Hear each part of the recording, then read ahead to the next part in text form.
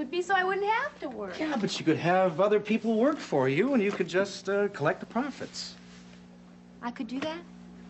Well, it might do very nicely without all the risks that commodities involve. Delia's department store. Well, I was thinking of something a little more modest. Delia's 5 and 10? I give up. Look, after a quick visit to the hospital, I should meet you where? I want to go to that new restaurant, the fancy French place, the Brittany du Matin. Done.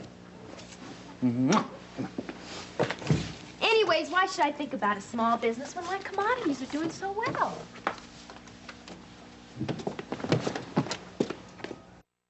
Hello, everybody. Good evening, Delia. Oh, it's such a beautiful spring night. Good evening, Dee. I was just thinking about you. You were? What were you thinking?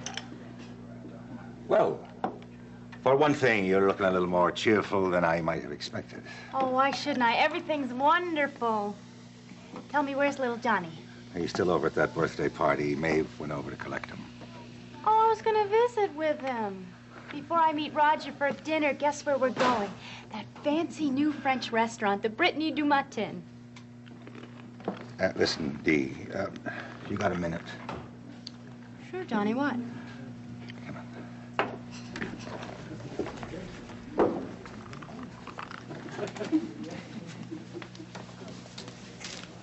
You see, I don't understand how you can be so cheerful, Dee, with tin and aluminum down the way they are. Well, why shouldn't I be? I'm not in tin and aluminum anymore. You're not? Mm-mm. I'm in new potatoes. No. When did you do that? The other day when I was here. Why, Johnny? Well, Dee, I made a decision. I'm in commodities, too. I went to see your Mr. Grimley. I'm in tin and aluminum. Johnny, that's terrible. They're plunging. Look, I read the papers, Dee. I know they're plunging. What I don't know is when you got out of them. Well, the day we were sitting here talking, and Mae was saying how much she liked those new potatoes, and she couldn't get enough of them. Well, I decided if they were good enough for Mae, they were good enough for me, so I called Mr. Grimley, and I told him.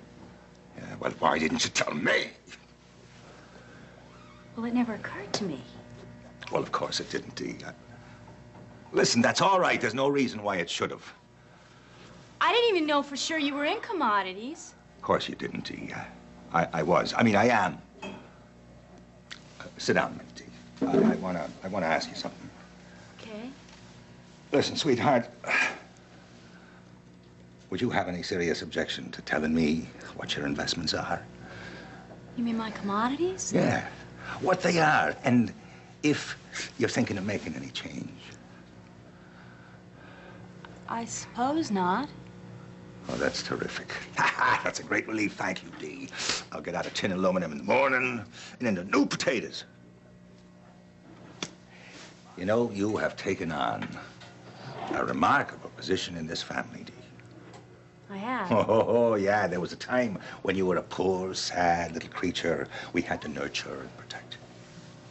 Well, you were all very good to me. I know that. I hope we were, Dee, because now you have a chance to be good to us. Johnny, you know I'd do anything. Yeah, well, it's the commodities. Now, Dee, you are a genius at them. I mean, you've transformed yourself from that shy, insecure little girl into a self-assured businesswoman. Well, I know I made a lot of money, but I wouldn't go that far. Yeah, well, you did it with your own brain, Dee. I mean, you did it yourself. No help from anybody. That's true, I did. So, I thought maybe I'd take a little of the Ryan family money and put it into your securities so we can all share in your good fortune. I mean, if that's all right with you. Johnny, I'd love for the family to share in my good fortune, only... Only what? Well, it just seems like such a big responsibility. Well, no, don't you worry about that, Dee. But I will. Oh, sweetheart, you go right on about your business, and everything will be fine, just fine.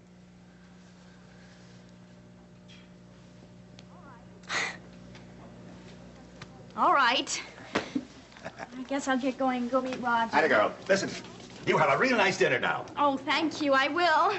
Good night, Kevin. And a fine, grand evening to you.